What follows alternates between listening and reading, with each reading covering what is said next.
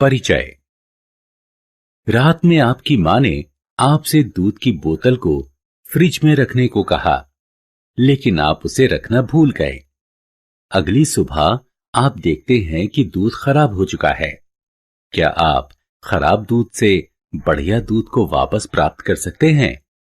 जी नहीं। तो आइए ऐसे ही परिवर्तनों के बारे में इस पाठ में जानें।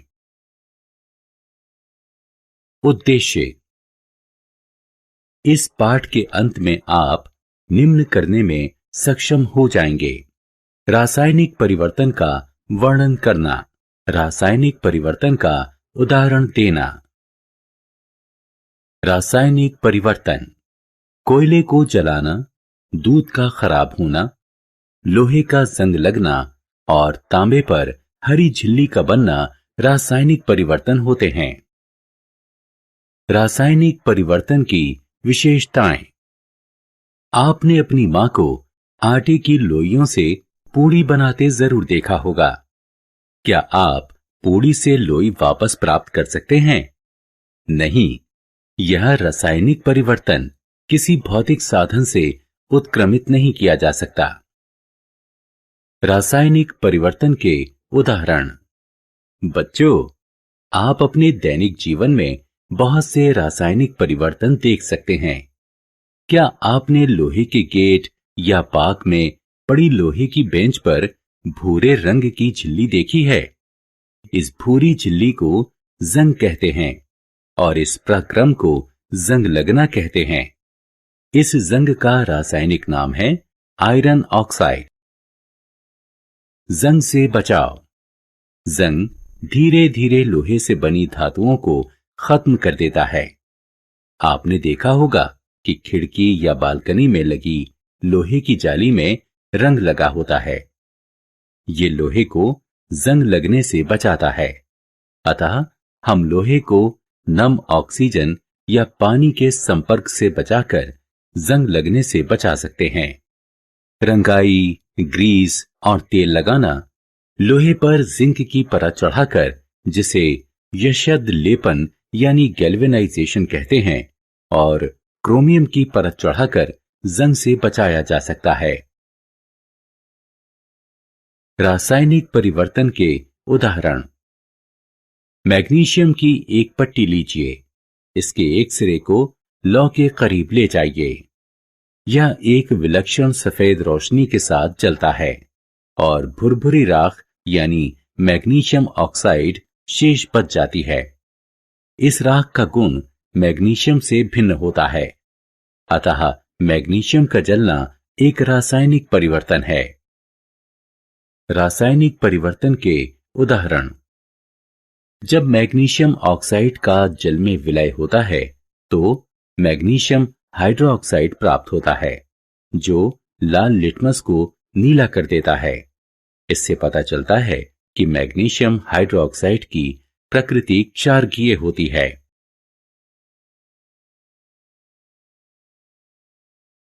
रासायनिक परिवर्तन के उदाहरण। आइए एक प्रयोग करें।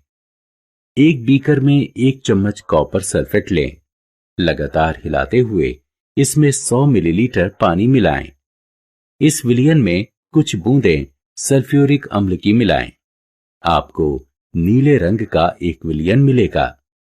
इसमें लोहे की एक कील डालें।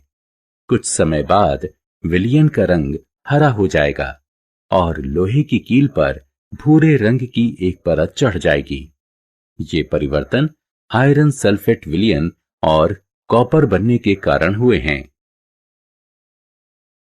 रासायनिक परिवर्तन के उदाहरण। छात्रों, सिरका और बेकिंग सोडा हमारे रसोई में आसानी से प्राप्त हो जाते हैं। एक प्याले में थोड़ा सा सिरका लीजिए। इसमें 1 चुटकी बेकिंग सोडा मिलाइए। आप फुसफुसाहट की आवाज सुनेंगे और इससे बुलबुले बाहर आते देखेंगे। इससे उत्पन्न हुई गैस कार्बन डाइऑक्साइड है।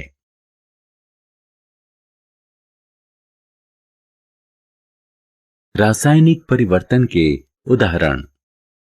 उपरोक्त प्रयोग में यदि कार्बन डाइऑक्साइड चूने के पानी से गुजरती है तो चूने का पानी दूधिया हो जाता है।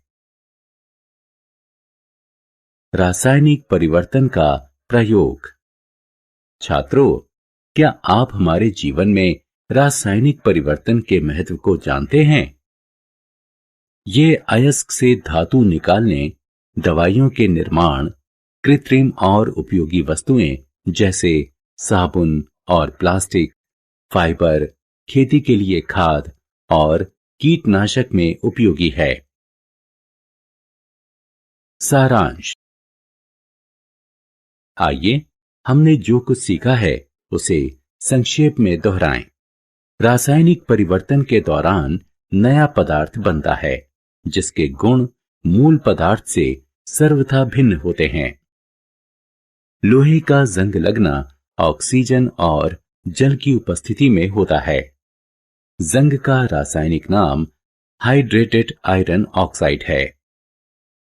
मैग्नीशियम ऑक्साइड का जल में विलय होने पर मैग्नीशियम हाइड्रोक्साइड का निर्माण होता है, जिसकी प्रकृति क्षारकीय होती है। कार्बन डाइऑक्साइड चूने के पानी को दूधिया कर देता है। रासायनिक परिवर्तन दवाइयों, साबुन, खाद, कृत्रिम पदार्थ के निर्माण, अयस्क से धातु निकालने इत्यादि में उपयोगी होते हैं।